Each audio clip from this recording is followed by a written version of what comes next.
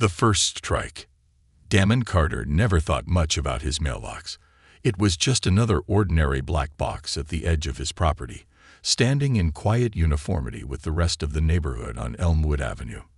He had lived in Greendale, Indiana, for about 6 months, and though he wasn't the overly social type, he always nodded politely to neighbors and kept his lawn trimmed as expected. But that all changed one crisp autumn morning. Damon stepped outside, coffee in hand, prepared for his usual routine, checking the mail, scanning through bills and advertisements, and heading to work. But as soon as he reached the curb, he stopped short. His mailbox hung open, the door barely clinging to its hinge, and his mail was scattered across the damp morning grass. Some of it was torn, others crumpled, as if they had been yanked out and discarded with intentional force. He frowned. Maybe it was an accident. Perhaps the wind had been stronger last night, or some kids had been careless while delivering flyers. Shrugging off his unease, he gathered the mail, brushed off the dampness, and made a mental note to tighten the screws later. But then, 2 nights later, it happened again. Only this time, it wasn't just a loose door. The entire mailbox was bent at an unnatural angle, as if someone had taken a blunt object and smashed it in frustration. Damon sighed and ran a hand over his face. Maybe some bored teenagers were messing around, looking for kicks in a quiet neighborhood. Annoying. Sure. Worth losing sleep over. Probably not. But then it happened again. And again. And again. Each time, the damage worsened. First, the door was ripped clean off. A few days later, the whole post was leaning awkwardly, barely standing in place. Then the final straw. One evening, Damon stepped outside to take out the trash, only to find his mailbox shattered, its remains lying in jagged pieces along the curb. It wasn't just vandalism anymore. It was a message. Someone was doing this on purpose. Damon clenched his jaw, pushing down the irritation bubbling inside him. He had more important things to do than play detective over a mailbox. But when he went to the hardware store to buy a replacement, the old man behind the counter raised an eyebrow as he rang up the purchase. "Another one?" the man asked, pulling the box off the shelf. Damon let out a dry chuckle. "Yeah, been having some bad luck, I guess." The old man grunted. "Bad luck or someone got a problem with you?" Damon didn't answer. He didn't want to. He paid in cash, drove home in silence, and installed the new mailbox, making sure to reinforce it with fresh screws and extra stability. But something gnawed at the back of his mind. It wasn't just the mailbox. The signs had been there from the moment he moved in. The sidelong glances from certain neighbors when he walked down the street, the accidental mix-ups with his mail, where his important documents never seemed to reach him, but junk mail for other houses always found its way into his box. The passive-aggressive letters from the homeowners association about keeping the neighborhood's aesthetic intact, letters that, from what he'd gathered, weren't being sent to anyone else. Damon wasn't naive. He'd seen this kind of thing before, but he wasn't here to make trouble. He paid his bills, minded his own business, and kept his property clean. That should have been enough, but it wasn't. That night, as he lay in bed staring at the ceiling, he made a decision. If it happened again, just one more time, he was going to find out exactly who was behind it. And something told him he wouldn't have to wait long. The night watch. Damon didn't have to wait long. 2 nights after installing the new mailbox, he heard it, a dull, metallic clang echoing through the quiet street. It wasn't loud, but it was distinct. The kind of noise that made his stomach tighten before his brain even caught up. He sat up in bed, heart pounding. He didn't need to guess what had happened. He already knew. Instead of rushing outside, he reached for his phone and pulled up the security camera feed. A few days earlier, he had installed a small motion-activated camera on his front porch, angled perfectly to capture the mailbox and the street in front of it. He hadn't told anyone. Hell, he hadn't even admitted to himself how serious he was about catching the culprit. But now, as he tapped the screen and watched the footage in real time, The answer stared back at him. Margaret Hensley, his next-door neighbor, the woman who had lived in that house for over 15 years. The same woman who had barely acknowledged him in the 6 months he'd been there, except for that one time, when she'd commented offhandedly, "Some of us actually care about keeping this neighborhood the way it's supposed to be." There she was, standing in the glow of a nearby street lamp, gripping a wooden baseball bat with both hands. His mailbox was already dented. She must have hit it once before he started watching. Now she lifted the bat again, adjusting her stance like she was warming up for a home run. Damon could hardly believe what he was seeing.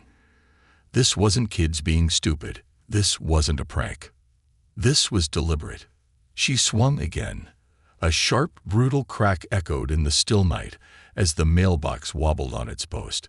Another hit, and the door snapped off completely, landing in the grass. Margaret exhaled, almost satisfied, then took one last swing before lowering the bat and walking casually back toward her house, like she had just taken out the trash. Damon sat frozen, gripping his phone so tightly his fingers hurt. A slow, burning anger rose in his chest, but just as quickly he forced himself to breathe. Think. Reacting out of anger wouldn't help. He needed to be smart about this. The next morning, he didn't say anything. He waited. And sure enough, around noon, Margaret came strolling down her driveway to check her mail, not even glancing in his direction. But Damon knew. She was expecting a reaction. She wanted him to explode, to march over and yell, to cause a scene, something that would let her play the role of the frightened, innocent woman against the angry, aggressive man. Instead, he gave her nothing. She reached into her mailbox, pulled out a few envelopes, and turned to head back inside. That's when Damon spoke. His voice was calm, but sharp enough to cut through the morning air. "Got some good swings in last night, huh?" Margaret froze mid-step. For a split second, she didn't move. Then she turned slowly, forcing a fake laugh. "Excuse me?" Damon held up his phone, tapped the screen, and turned it toward her. The footage played in perfect clarity. Her, the bat, the destruction, the casual walk home. Margaret's face went pale. She recovered quickly, straightening her shoulders and tilting her chin up. "That's not me," she said flatly. Damon let out a low, disbelieving chuckle. "You sure? Because it looks a lot like you." Her nostrils flared. "You're harassing me." "No," Damon said coolly. "You're destroying my property. And you've been doing it for months." She crossed her arms, her lips pressing into a thin line. "Prove it." Damon didn't blink. Already did. Margaret opened her mouth, then closed it. She wasn't used to being cornered. She liked control. But she didn't have any now. With an abrupt turn, she stormed back into her house, slamming the door behind her. Damon exhaled slowly. He had the footage. He had the proof. But something told him this wasn't over. Not even close. Retaliation. Damon Carter had expected some kind of reaction after he confronted Margaret with the video proof of her vandalism, but even he had underestimated just how deeply petty and vindictive she could be. He thought that maybe, just maybe, having clear evidence against her would make her back off, maybe even force her to acknowledge what she had done. But people like Margaret didn't admit to their faults. They doubled down. The first sign of her retaliation came early the next morning. Damon stepped outside, his coffee in one hand and his phone in the other, prepared to check if his mailbox had survived the night. To his relief, it was still standing, though the door was slightly ajar, as if someone had tugged on it. But that wasn't the real problem. The real problem was the pile of garbage that had been dumped in front of it. Not just a few scraps of paper or an overturned trash can. This was deliberate. Torn bags of rotting food, coffee grounds, and even broken glass had been carefully arranged in an almost theatrical display, as if to say, "Welcome to the neighborhood. You don't belong here." Damon sighed, pinching the bridge of his nose. He had expected something like this, but still, the sheer level of childishness was astounding. He glanced toward Margaret's house, and just as he expected, the curtains twitched. She was watching, waiting for him to react, wanting him to explode with anger so she could twist the situation in her favor. Instead, he smiled. Not a happy smile, not a friendly one, but the kind of slow, knowing smile that said, "Oh, you want to play? Let's play." He didn't yell. He didn't curse. He simply turned around, went into his garage, grabbed a pair of thick work gloves, and methodically cleaned up every single piece of garbage. He didn't rush. He didn't slam things into the bin. He just worked with an eerie calm that he knew would drive her crazy. And when he was finished, he didn't even glance in her direction. He just dusted off his hands, picked up his coffee, and went back inside. Margaret wanted him to break. She wanted to rattle them. She had no idea who she was dealing with. The escalation begins. Damon wasn't a man who liked conflict, but he also wasn't a man who backed down when he was being pushed. Margaret had thrown the first punch, metaphorically speaking, and now she was desperate to make sure she came out on top. Over the next week, the petty harassment escalated. The next day, he found deep, jagged key marks across the side of his truck. Not random scratches. This was intentional, deliberate vandalism meant to cost him money and cause frustration. Damon clenched his fists, but again, he didn't react outwardly. He simply took pictures, logged the damage, and added it to his growing collection of evidence. The day after that, his lawn sprinklers, ones he had just repaired, were mysteriously broken. It was the kind of thing that most people would chalk up to an accident, but Damon knew better. Margaret wasn't trying to damage things beyond repair. She was trying to irritate him, to make life just inconvenient enough that he would snap. Then came the false complaints.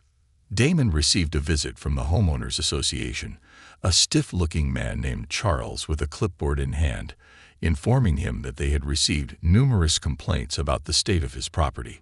Too much noise, trash not properly disposed of, failure to maintain landscaping.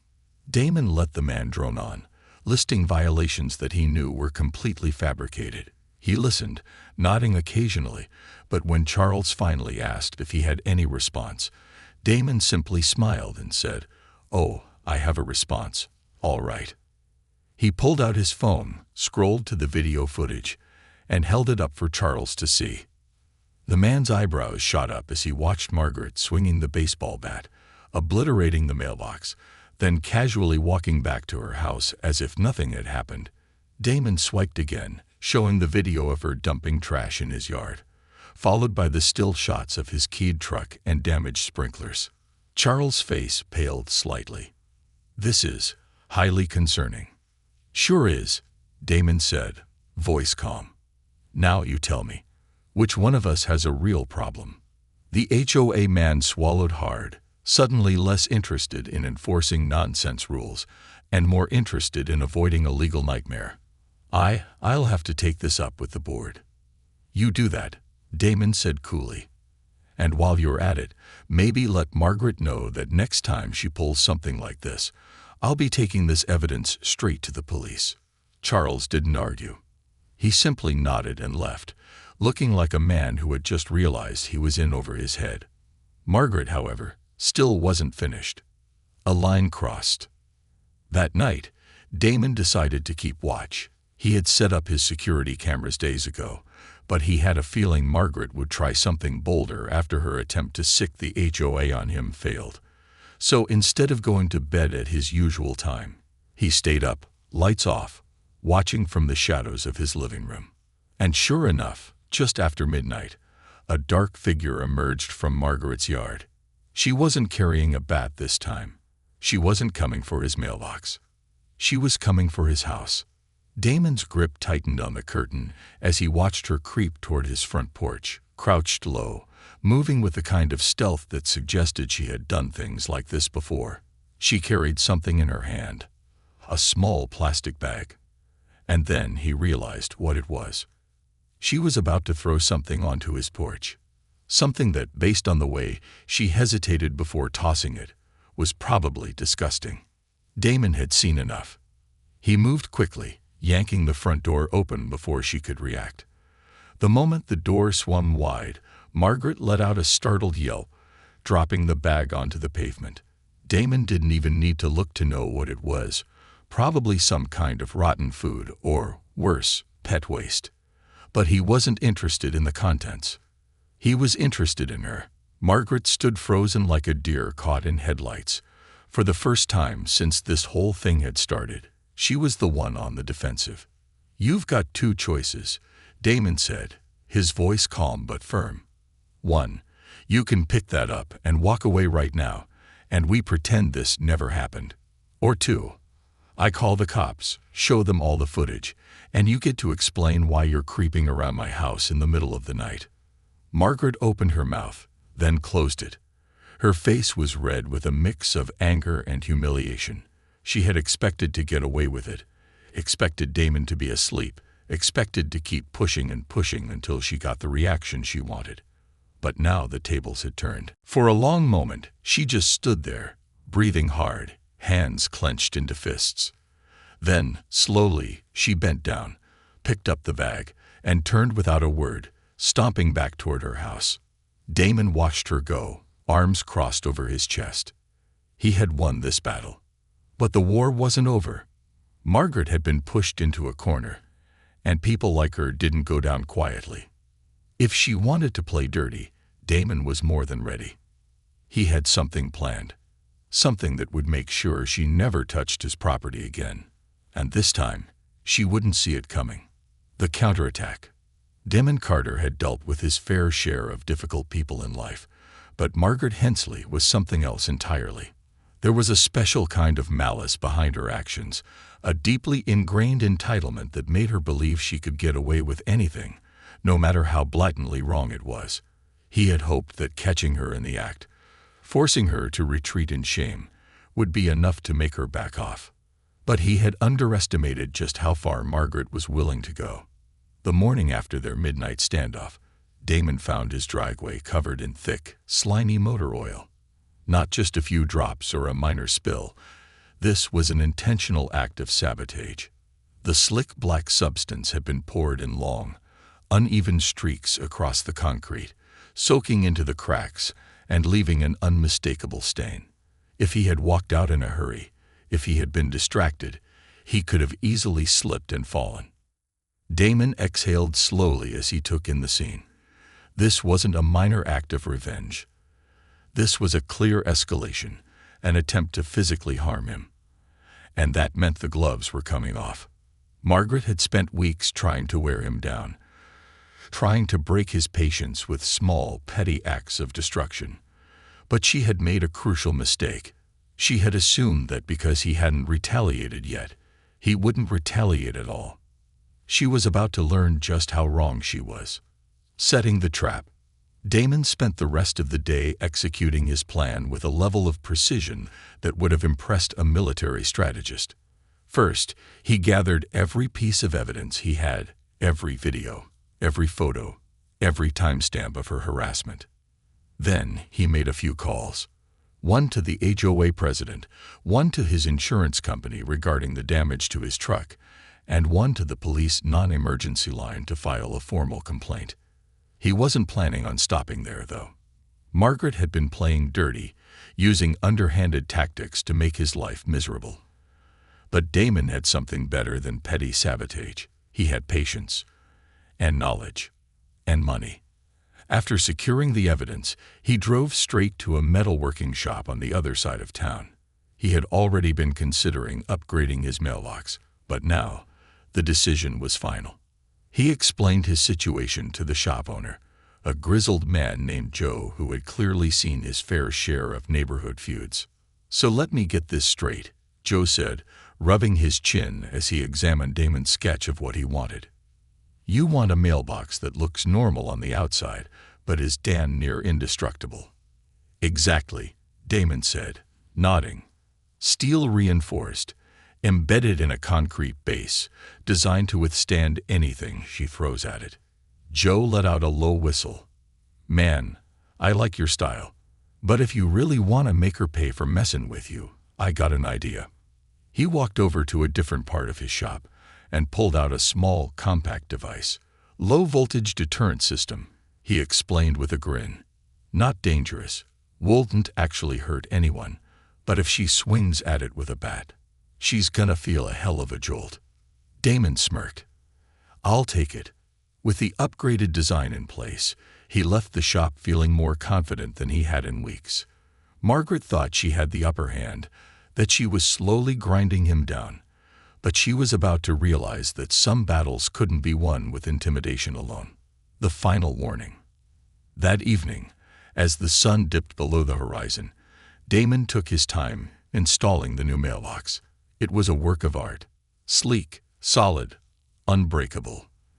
The steel was powder-coated to match the old design, making it look unassuming, but underneath it was built like a tank. The concrete base ensured it wouldn't budge, and the electrical deterrent was discreetly wired, ready to activate the moment anyone struck it with force. As he finished tightening the last bolt, he glanced across the street. Margaret was standing on her porch, watching him with narrowed eyes. He could almost hear her thoughts. What is he up to? Why isn't he angry? Why isn't he fighting back? Damon gave her a small, knowing nod, then turned back to his work. He didn't need to say anything. She would find out soon enough. The reckoning. It happened that night, just before midnight. Damon had been lying in bed, half asleep, when his phone buzzed with a motion alert from his security camera. He was already awake before he even looked at the screen, his instincts telling him exactly what had triggered it. Tapping the notification, he pulled up the live feed. And there she was, Margaret Hensley, standing in front of his brand-new mailbox, gripping a baseball bat in both hands. Her body language was tense, her knuckles white from the force of her grip. She was furious. Damon almost laughed. He had expected her to take the bait, but the level of rage she was displaying was almost comical. Without hesitation, she swung.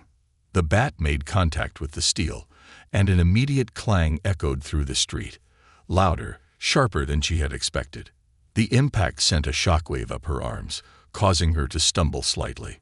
She adjusted her grip, fuming, and swung again.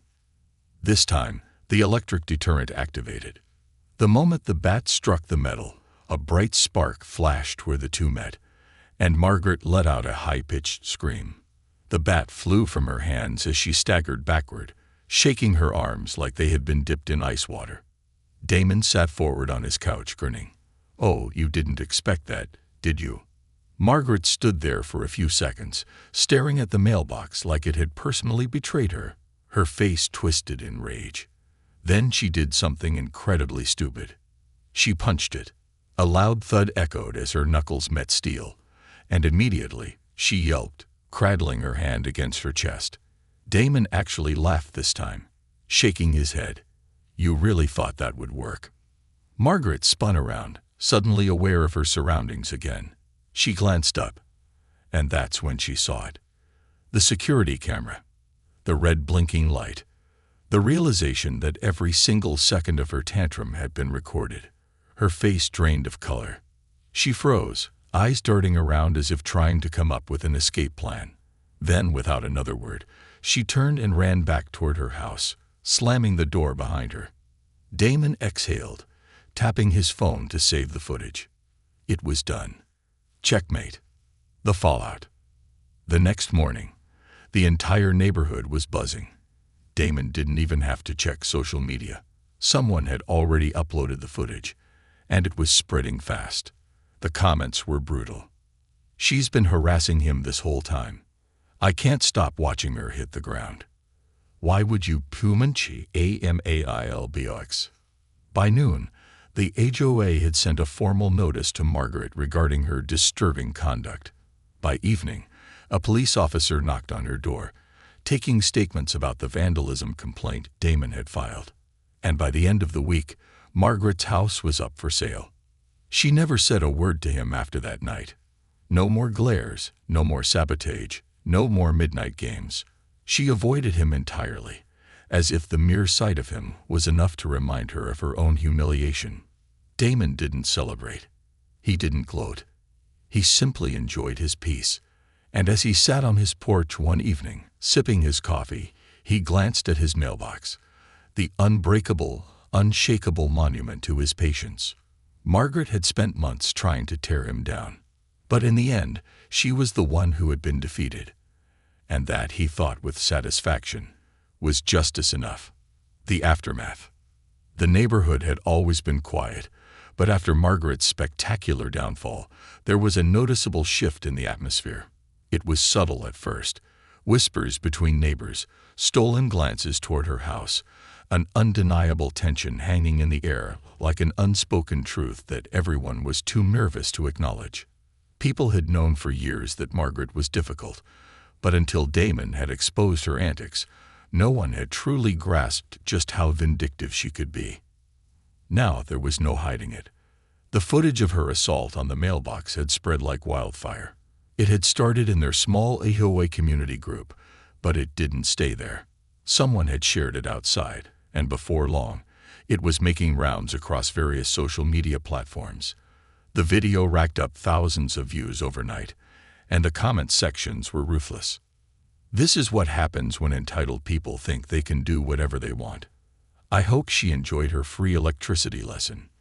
Why would you punch a mailbox? Not the villain arc crumbling in 4K.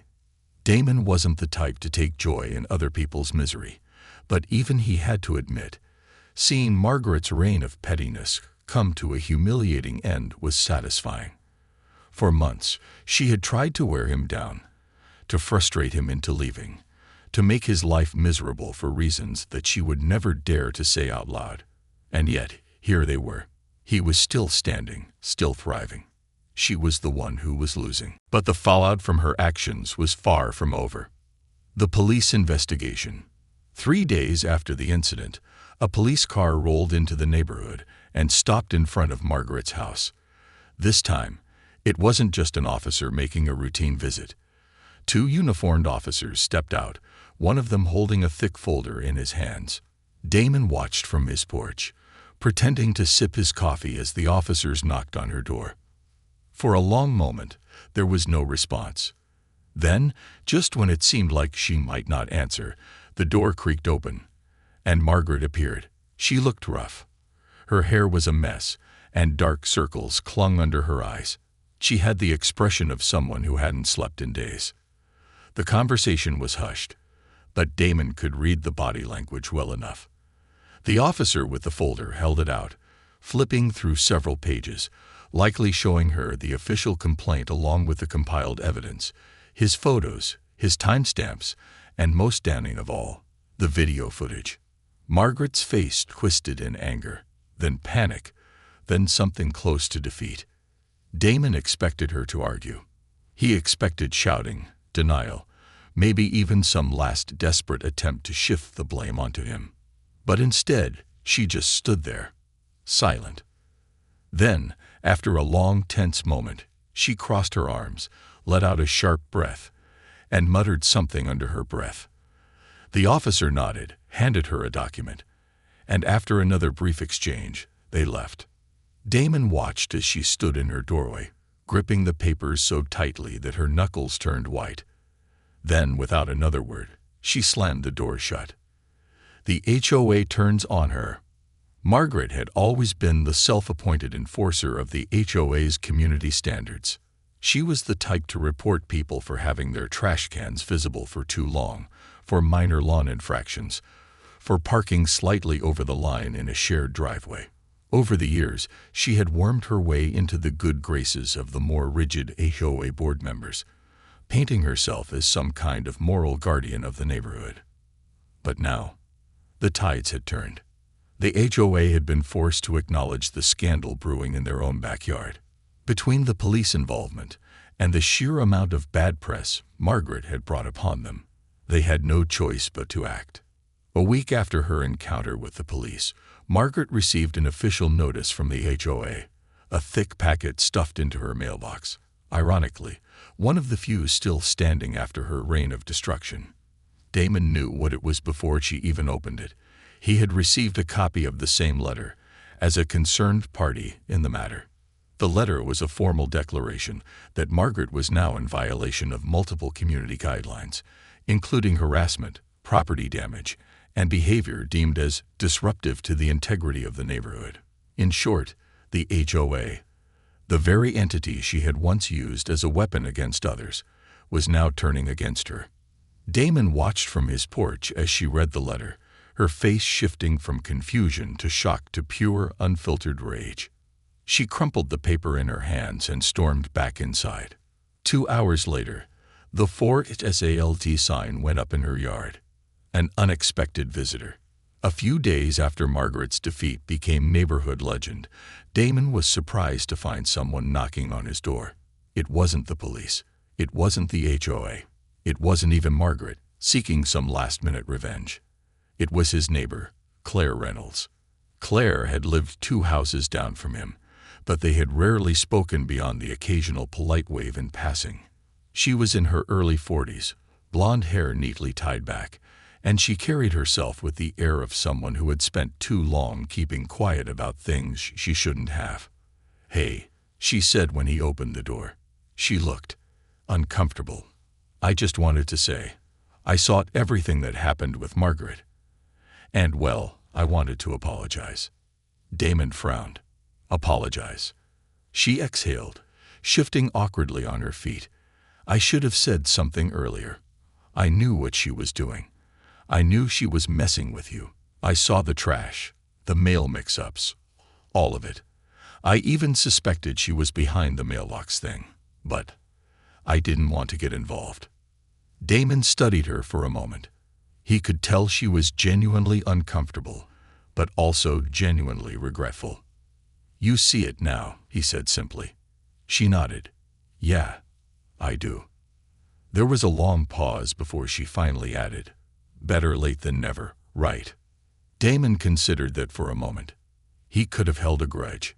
He could have reminded her that silence had made things worse for him. But in the end, he simply nodded. Better late than never. Claire let out a small breath of relief, and for the first time she smiled. "If you ever need anything," she said, "just let me know." Damon smiled back. "Same to you." She nodded, then turned to leave. As she walked away, Damon glanced back at his mailbox, the unbreakable monument that had survived every one of Margaret's attacks. It stood tall and untouched, a reminder that some people would try to push you down, but standing your ground was always worth it. Margaret had thought she was invincible, that she could get away with everything, that no one would ever challenge her. But karma had a way of keeping receipts, and in the end, it wasn't Damon who had been forced to leave. It was her. Unwanted attention. Damon Carter had never cared much for gossip, but there was no denying that his recent clash with Margaret had made him the center of attention. For the first time since moving to the neighborhood, people who had barely acknowledged him before were suddenly stopping by to chat. Some just wanted to shake his hand and congratulate him for standing up to the neighborhood menace. Others had confessions, stories about how Margaret had harassed them over the years, complaints they had been too afraid to voice until now. At first, Damon didn't mind. It was nice to know he wasn't alone, that he hadn't just imagined the passive-aggressive hostility Margaret had directed his way. But as the days passed, the attention didn't fade. If anything, it only grew. The video of Margaret's meltdown had gone viral, not just within their small HOA community but beyond. Some internet personality had reposted it with a dramatic voiceover, and before Damon knew it, he was getting messages from people he didn't even know. "Bro, you're a legend. That mailbox is a fortress." Margaret got what she deserved. She really thought she was untouchable. "Are you selling those mailboxes? Asking for a friend?" At first, Damon laughed it off. It wasn't like he had done anything special. He had just defended his property. But the internet had a way of taking something small and blowing it out of proportion. People were even making memes out of the footage. When Karen meets an unbreakable mailbox, the final boss of mailboxes. Electric justice strikes again. Damon wasn't sure how to feel about it. He had never wanted to be famous for something like this. But while the internet was treating the whole thing as a joke, there were real consequences happening in his everyday life. The HOA's unwanted interest. One evening, about a week after the incident, Damon received a letter from the HOA. At first, he assumed it was just an update about Margaret's departure, maybe something about new homeowners moving in. But as soon as he opened the envelope and started reading, his stomach twisted. Dear Mr. Carter, it has come to our attention that your recent security upgrades, including your mailbox modifications, may be in violation of community guidelines regarding exterior aesthetics and safety compliance. We request that you schedule a meeting with the HOA board to discuss potential adjustments. Damon let out a slow breath, resisting the urge to roll his eyes. Of course, the same HOA that had ignored Margaret's harassment for months was now suddenly concerned about his mailbox. The real kicker? The letter had been signed by Charles Adams, the same HOA representative who had seen the security footage himself. He knew what Margaret had done. And yet, here he was, trying to spin the situation as if Damon was the problem. Damon wasn't surprised. This was how HOAs operated. They cared more about rules than fairness. But he wasn't about to roll over for them, not after everything he had been through. The meeting with the board. 3 days later, Damon found himself sitting in a stuffy HOA meeting room, facing a panel of 5 board members. Most of them looked like the type who had been running the HOA for decades, people who thrived on enforcing regulations and nitpicking minor infractions. Charles cleared his throat and leaned forward. Mr. Carter, thank you for coming. We understand that you've recently made some modifications to your property, particularly concerning your mailbox. While we certainly appreciate your desire for security, we have concerns about its compliance with the community's established guidelines. Damon folded his arms. You mean the guidelines that didn't stop Margaret from destroying my property over and over again? There was an awkward pause. One of the older women on the board shifted uncomfortably in her seat. Charles forced a polite smile. We acknowledge that there were unfortunate incidents leading up to this. However, the issue at hand is that your new mailbox, while certainly effective, does not match the standard design approved for the neighborhood. Additionally, there are safety concerns regarding the electrical deterrent. Damon cut him off. Let me get this straight. Margaret smashes my mailbox 5 times, keys my truck, dumps trash in my yard, and harasses me for months. And you didn't do a damn thing. But now that I've defended my property, I'm the one under review. One of the other board members, a wiry man in glasses, adjusted his tie. Mr. Carter, we're simply trying to maintain the integrity of the neighborhood. Your current setup is drawing a lot of attention, and some residents feel it's, well, excessive. Damon clenched his jaw. Excessive. They had ignored Margaret's campaign of harassment, but his mailbox was excessive. He exhaled, forcing himself to stay calm. Fine. If you want to talk about integrity, let's talk about consistency. I have security footage of Margaret violating multiple HOA regulations, vandalism, harassment, property destruction. If you're going to enforce the rules, let's enforce all of them. Or is this really just about the fact that I didn't back down when you expected me to? Another awkward silence. Some of the board members exchanged glances. Charles looked particularly uncomfortable. Damon leaned back in his chair. Here's my offer. My mailbox stays exactly as it is.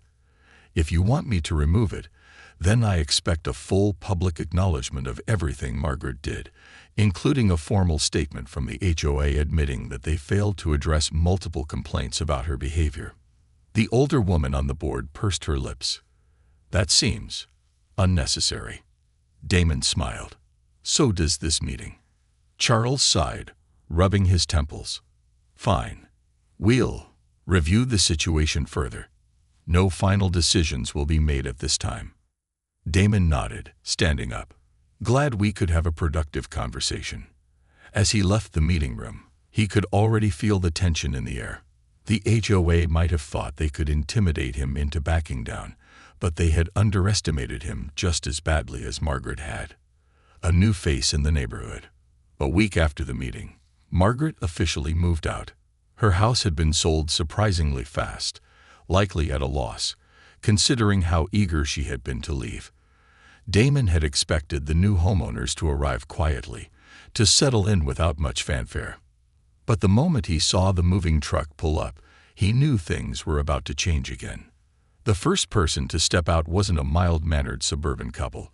It was a man in his late 40s, built like a retired linebacker, wearing a leather jacket and dark sunglasses. Behind him, a younger woman, possibly his daughter, climbed out of the truck, looking around with curiosity. Damon stood on his porch, watching as the man glanced in his direction. For a moment, their eyes met, and then, to Damon's surprise, the man nodded and smirked. "That your fortress of a mailbox?" the man called out. Damon raised an eyebrow. "That obvious?" The man chuckled, walking over. "Hell yeah. I saw the video. That was some grade A revenge. Name's Mike Reynolds. We just bought the house." Damon shook his hand. "Damon Carter." Mike grinned. "You'll have to tell me where you got that setup. I don't plan on pissing off the neighborhood, but it'd be nice to have something that can take a beating." Damon chuckled. "I might be able to hook you up." For the first time in months, it felt like things were finally shifting in the right direction. Margaret was gone. The HOA had backed off, at least for now. And instead of another passive-aggressive neighbor, he had someone who actually seemed like they could get along. Maybe, just maybe, things were looking up. A new beginning and an unexpected twist. For the first time since moving into the neighborhood, Damon Carter felt at peace. Margaret Hensley was gone, her reign of petty terror officially over. The HOA, after their failed attempt to pressure him into removing his mailbox, had gone silent. And with the arrival of the new neighbors, things had taken an unexpected but refreshing turn. Mike Reynolds and his daughter, Sarah, were nothing like Margaret. Within a week of moving in, Mike had already introduced himself to half the neighborhood, grilling steaks in his backyard and casually inviting people over for beers.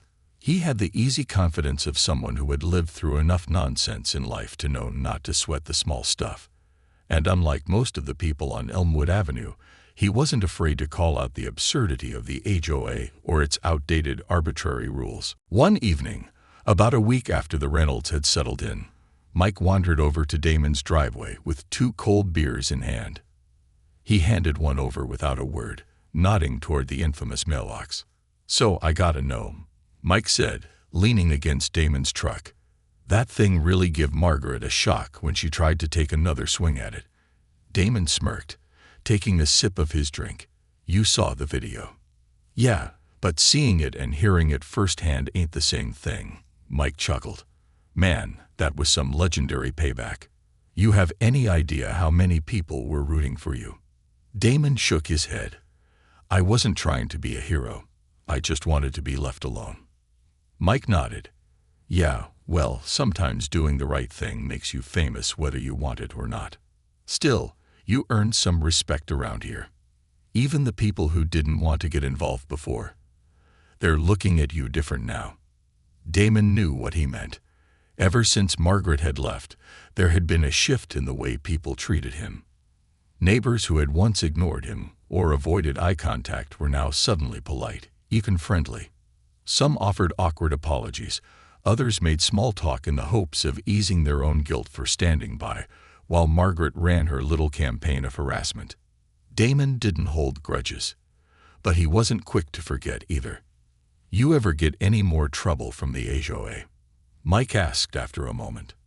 "Not yet," Damon said, stretching his legs out in front of him. "They tried to make a case against my mailbox, but when I threatened to air out their failure to stop Margaret in the first place, they backed off." Mike grinned. "Smart move. HOAs are just legal bullies with fancy paperwork. Call their bluff, and half the time, they got nothing." Damon exhaled, feeling some of the last remnants of tension leave his body. "Yeah, I think they've had enough of me for a while. But he should have known peace never lasted long. A late-night intruder. A few weeks passed, and life settled into a new normal. Damon focused on work, enjoyed his newly quiet neighborhood, and even started spending more time with Mike and Sarah, who had turned out to be great company. But just when he thought the drama was finally behind him, something happened that sent a fresh chill down his spine. It was just past midnight when Damon's phone buzzed with a motion alert from his security system. He had gotten used to occasional false alarms, cats, raccoons, or even the occasional delivery driver getting too close to his property. But this time, something felt different. When he pulled up the live feed, his stomach dropped. There was a figure standing near his mailbox. At first, Damon thought it might be some random teenager, maybe someone who had seen the viral video and wanted to take a picture with the now infamous mailbox. But then he noticed something that made his blood run cold. The person wasn't just standing there. They were studying the mailbox closely. Their head tilted as if trying to inspect the structure, their gloved hand reaching out to lightly touch the surface. Damon sat up in bed, instantly alert. He tapped his phone to zoom in, trying to get a clearer look at the intruder's face, but they had a hood pulled low over their head. Then, just as suddenly as they had appeared, they turned and walked away, disappearing into the night. Damon stared at the screen for a long moment, his heart pounding. This wasn't a drunk neighbor wandering too close. This wasn't a random kid playing a prank. This was someone who had come specifically to examine his mailbox. But why? A deeper mystery unfolds. The next morning, Damon replayed the footage, analyzing every frame. He couldn't shake the feeling that whoever this was, they weren't just there out of curiosity. The way they moved, the way they inspected the mailbox, it was methodical, almost professional. Not wanting to jump to conclusions, he decided to ask Mike if he had noticed anything strange. Mike listened carefully as Damon explained what had happened, his expression growing more serious by the second. "That's not some random kid," Mike said, rubbing his jaw. "That's someone who knows what they're looking for." Damon frowned. "You think it's someone from the HOA?" Mike shook his head. "No, this feels different. If it was just some HOA busybody, they wouldn't have come in the middle of the night. They would have sent another letter, tried to fine you, something petty. This is someone who wanted to get a good look at that mailbox without being seen." A knot of unease settled in Damon's stomach. Why the hell would someone care that much about my mailbox? Mike hesitated, then glanced around as if making sure no one was listening. Maybe it ain't about the mailbox itself. Maybe it's about what's inside it. Damon stared at him. "It's a mailbox, Mike. I don't keep anything in there except bills and junk mail." Mike sighed. "Look, I don't want to freak you out, but you ever consider the possibility that someone's been using your address for something shady? Identity theft, fraud. Could be someone used your place as a drop spot before you moved in, and now they're checking if it's still active." Damon hadn't considered that, but now that the idea was out there, it made an unsettling amount of sense. "I think it's time to dig a little deeper," Mike said. "Let's take a closer look at your property records, see if anything weird pops up." Damon nodded, feeling the tension creep back into his shoulders. He had thought Margaret was the biggest problem he'd have to deal with. But now he wasn't so sure. The truth in the records. Later that afternoon, Damon and Mike sat in front of a laptop, scrolling through public property records, trying to find anything unusual about his house. At first, nothing stood out. It was a standard single-family home, previously owned by an older couple who had moved to Florida. No legal disputes, no red flags. But then they found something odd. A secondary mailing address. Damon's heart pounded as he clicked on the entry. It wasn't an address he recognized, but it had been active for years, long before he had even moved in. "That ain't normal," Mike muttered. "Looks like someone was routing mail through your place, maybe without the old owners even knowing." Damon's jaw clenched. And now someone wants to check if they can still get access. Mike exhaled sharply. Yeah, and I'm guessing they're not going to stop at just looking. Damon's grip tightened on the mouse. Margaret had been a problem. But this was something else entirely.